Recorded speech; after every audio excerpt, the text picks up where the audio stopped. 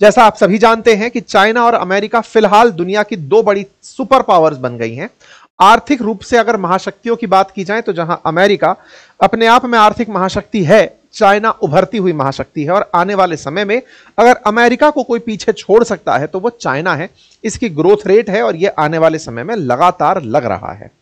ऐसे में अमेरिका ने अपने कंपटीटर को अपने से पछाड़ने के लिए कि बेटा तुम हमसे कहीं आगे ना निकल जाओ, तो उसकी लाइन छोटी करने का प्रयास किया। और लाइन छोटी करते हुए उसने चाइना पर सबसे पहले तो फेंटेनिल के चलते कि तुम हमारे देश में जहर भेजते हो इसलिए तुम पर टैरिफ लगाएंगे। नंबर दूसरा, तुम हमारे देश में जबरदस्ती का सामान भेजते हो, बिना टैरिफ के हमारे सामान पर तुम ज्यादा टैरिफ लगाते हो, हम तुम्हारे सामान पर कोई टैरिफ नहीं लगाते इसलिए हम तुम पर टैरिफ लगाएंगे। यह सब कहते हुए ट्रंप ने चीन को सोचा कि इसे रोका जाएगा, लेकिन चीन दृढ़ता से रुका रहा। वो अमेरिका की गीदड़ भभकियों में नहीं फंसा। चीन ने अपनी तरफ से सेंट्रल एशिया के देशों के साथ या फिर आसियान कंट्रीज के साथ, अपने पड़ोसी देशों के साथ इंक्लूडिंग इंडिया, इन सब देशों के साथ डील करने का प्रयास किया। जापान, कोरिया, इन सबको चाइना ने अपने साथ लाने का प्रयास किया। और इस प्रयास के चलते अमेरिका को खुद आइसोलेशन फील होने लगा। अमेरिका ने एक और गलती की थी और वो ये था कि वो यूरोप को भी अपने खिलाफ कर चुका था। ऐसे में चाइना को यूरोप में भी स्पेस दिखाई देने लगा। और ऐसी स्थिति जब चाइना को यूरोप में दिखने लगी तो अमेरिका जो दूसरों को अलग करने चला था, चीन को आइसोलेट करने चला था, वो दुनिया के सामने खुद आइसोलेट होता चला गया, एकांत रहता होता चला गया। इसका परिणाम यह निकला कि चीन को जो डिसएडवांटेज होना था वो तो इतना नहीं हुआ, लेकिन अमेरिका में वस्तुएं महंगा होना शुरू हो गई। परिणाम यह था कि यह आदमी पलट गया है।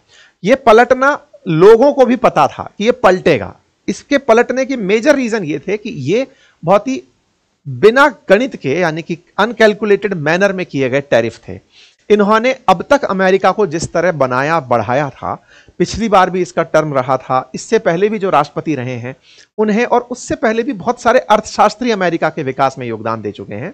अचानक ये इतना तेजो नहीं हो गया कि आया और आकर के तुरंत प्रभाव से कि ये लो टैरिफ, ये मारो, ये हटाओ और मैं सबको सही कर दूंगा, अब तक जो थे सब गलत थे। वो बिल्कुल वैसा बच्चे की तरह बिहेव किया जैसे समुद्र के किनारे बने घरों को कोई नालायक बच्चा आए और तोड़ दे और कहे कि नहीं अब दोबारा से बनाएंगे और मैं बनाऊंगा जो सुंदर होगा। कुछ वैसी हरकत ये व्यक्ति करता चला गया। लेकिन चलो लौटकर बुद्धू घर को आया, जल्दी ही आ गया। और जल्दी आते ही वर्ल्ड के अंदर जो ट्रेड डिसरप्शन हो रखा था, जिसके चलते लगभग दुनिया भर के हर बाजार में एक अनसर्टेनिटी थी, उस अनसर्टेनिटी को अब एक विराम लगा है। अब फिलहाल के लिए एक बड़ा सवाल यहीं पर रह जाता है और वो ये है कि अमेरिका और चीन के बीच में जितना भी व्यापार होता है उससे अमेरिका को 24 लाख करोड़ रुपए का घाटा होता है। घाटा क्यों होता है कि अमेरिका से चीन को सामान निर्यात तो कम होता है लेकिन आयात ज्यादा करता है।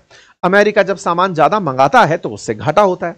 यह बात अमेरिका सबको कहता रहा कि देखो मैं ज्यादा मंगाता हूं इसलिए मैं लोगों पर कृपा करता हूं। लेकिन अमेरिका यह बात दुनिया को समझाने में नाकामयाब रहा कि भैया आप सामान इसलिए मंगाते हो क्योंकि सामान सस्ता है। यह बिल्कुल वही वाली बात है जैसे इसने मैक्सिको और कनाडा के साथ कही। यह कहता है कि मैं तुम पर एहसान करता हूं तुम्हारे यहां से सामान मंगाकर। दुनिया भर के देश कहते रहे कि माननीय सामान आप मंगा नहीं रहे हो, हमारे यहां का सामान सस्ता है, आप अगर इसे अपने यहां बनाएंगे तो यह बहुत महंगा पड़ेगा। और कोई भी मैन्युफैक्चरिंग लाइन एक दिन में नहीं लगती है कि आप आए और आपने आते कहा कि लो जी अब सामान इधर बनाओ, ऐसे नहीं होता है।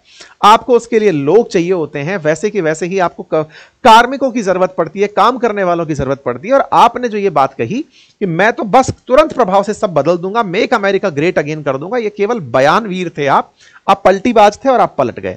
तो ट्रंप की क्रेडिबिलिटी जो पलटी मारने की है वो धीरे धीरे सबके सामने आती जा रही है कि बढ़िया पलटीबाज आदमी है। जिस तरह से भारत पाकिस्तान के मामले में इस व्यक्ति ने जिस तरह का स्थिति रखी कि हम क्रेडिट लेने की लड़ाई लड़ेंगे, मैं मतलब ये वो व्यक्ति है जो भारत पाकिस्तान के मसले में भी खुद को 2 दिन पहले तक ये कहता रहा कि मैं बीच में बिल्कुल नहीं पड़ूंगा, मुझे कोई मतलब नहीं है इन दोनों के साथ क्या चल रहा है। और अचानक जब इसको ये पता चलता है कि भाई परमाणु हमला हो सकता है, ये तुरंत बीच में बनते हैं चाचा चौधरी और आकर कहने लगते हैं कि लाओ भाई मैं समझौता करा दिया, 48 घंटे से मैं बात कर रहा था। तो इसकी क्रेडिबिलिटी अब खत्म होती जा रही है। और क्रेडिबिलिटी खत्म होने में एक और नई चीज जुड़ गई है और वो ये है कि रशिया यूक्रेन के बीच में जब इसने माहौल बनाया था कि मैं इनके बीच में युद्ध विराम कर दूंगा, ना तो वो युद्ध रुका इससे, ना ये ट्रेड डील को टाल पाया, ना ये अपने बीच में जो फिलहाल स्थितियां पैदा किया भारत पाकिस्तान के बीच में, ना उसे एब्सोल्यूट सेंस में कर पाया। तो ये अमेरिका की छवि को बहुत खराब करने में योगदान दिया है। खैर जो भी है, हम तो फिर भी यही कहेंगे कि चूंकि एक वैधानिक पद पर बैठा हुआ आदमी है, संवैधानिक पद पर बैठा हुआ आदमी है, इसने खुद के देश के लिए कुछ तो बेहतर कर ही लिया होगा, और कुछ बेहतरों में ट्रेड के मामले में टैरिफ कम करवाने में दुनिया भर के देशों से ये कामयाब तो हुआ है। कामयाब हुआ है, इसके परिणाम खुद ही हैं। जब इसने शुरुआत में रेसिप्रोकल टैरिफ लगाए तो बहुत सारे देश इसके पास पहुंचे बातचीत करने, उनमें हम भी शामिल थे। हम गए और हमने कहा कि भाई साहब टैरिफ हटाओ और हम अपनी तरफ से आपके साथ क्या बात कर सकते हैं बताओ। उसको भी ये भाई साहब आए और खुलेआम पब्लिक के सामने बता दिए कि 50 से ज्यादा देश मेरे पास आ चुके हैं जो कह रहे हैं कि साहब टैरिफ पर नेगोशिएशन करना चाहते हैं। उसमें हम भी थे, ये बात हमसे बोला भी है। ये ऐसे में टैरिफ की मतलब इसने पूरी तरह से दुनिया को इस मुहाने पर लाकर खड़ा किया कि मैं अपना फायदा करूंगा, नेगोशिएशन करूंगा और दुनिया को अपनी शर्तों पर व्यापार करने के लिए मजबूर कर दूंगा। और वही हुआ, इस व्यक्ति ने दुनिया को अपनी शर्तों पर व्यापार करने के लिए मना तो लिया ही है। जब भारत अमेरिकी सामान पर इतना टैरिफ लगाता था, आज भारत के टैरिफ को कम करना पड़ा, भारत को टैरिफ कम करना पड़ा। ऐसे में भारत ने भी खुद अपने आप को इस व्यक्ति की वजह से थोड़ा ठगा हुआ महसूस तो किया है। ये पुराना वाला ट्रंप तो नहीं निकला जिसको सोचकर यहां पर मोदी जी खुश थे कि मेरा मित्र जो है वो राष्ट्रपति बना है। इसने मित्रता बिल्कुल नहीं दिखाई, इसने एकदम व्यापारी पने के सारे लक्षण दिखाए। नेगोशिएशन मोल भाव बहुत तरीके से किया, दुनिया भर के देशों को अपनी जिद से तंग किया। अपने द्वारा जिस तरह की हरकतें थी कि भाई मैं अपनी हरकतों में सामने वाले के सामने अपने आप को पेश ऐसे करूंगा कि मैं अमेरिका को ही ग्रेट चाहता हूं, तो इसने विश्वस्त लोगों को खोया है जो अमेरिका के कभी पुराने मित्र हुआ करते थे। अमेरिका ने दुनिया के सामने मित्रता नाम की जो चीज जिसके चलते कभी नाटो चला करता था, क्वाड अलायंस चला करता था, उन सबको इसने सीधा सीधा नुकसान पहुंचाया है। विश्वास करने वाले यूक्रेन की पीठ में छुरा घोंप दिया, उसके मिनरल्स पर जिंदगी भर के लिए आधे मिनरल्स पर कब्जा कर लिया। ये सब चीजें करने वाला ये जो व्यक्ति है, इस व्यक्ति ने फाइनली चाइना के सामने जाकर सरेंडर किया, क्योंकि उसे समझ में आ गया था कि चाइनीज गुड्स का फिलहाल कोई रिप्लेसमेंट तो नहीं है। साथ ही साथ चाइना के प्रोडक्ट को अगर मैं अपने देश में बनाता हूं बहुत समय लग जाएगा और उसके चलते अमेरिका में महंगाई आसमान छूने लगेगी।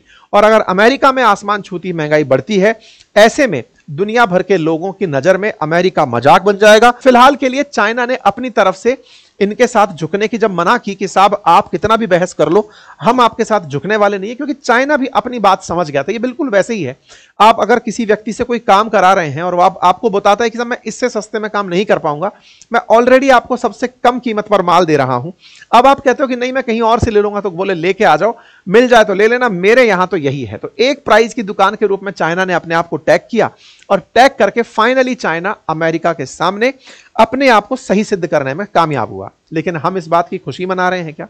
खुशी नहीं, यह दुख का विषय है भारत के लिए। मैं ऐसा क्यों कह रहा हूं?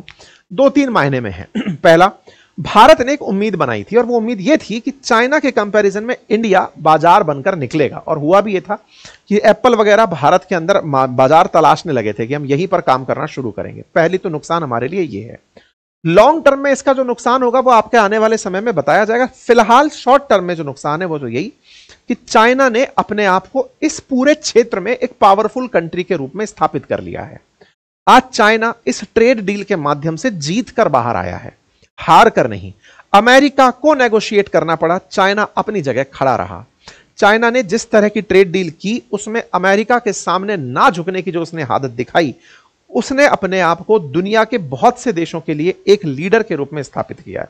भारत के लिए क्या चिंता का विषय है? निश्चित ही चिंता का विषय है, क्योंकि चाइना जिस तरह से भारत पाकिस्तान कन्फ्लिक्ट में पाकिस्तान के साथ जाकर खड़ा हुआ, उस स्थिति में पाकिस्तान को भी हिम्मत मिली कि साहब अब हमारे साथ वो है जो हमारी सॉवरेनिटी की रक्षा करेगा। हालांकि ये पाकिस्तान की गलतफहमी है। क्यों गलतफहमी है? क्योंकि कहीं ना कहीं चाइना युद्ध में नहीं उलझना चाहता है, क्योंकि जब तक वो अमेरिका को कंपीट ना कर दे तब तक वो वॉर में नहीं जाएगा, और अमेरिका को कंपीट करने में फिलहाल तो उसे समय लगेगा।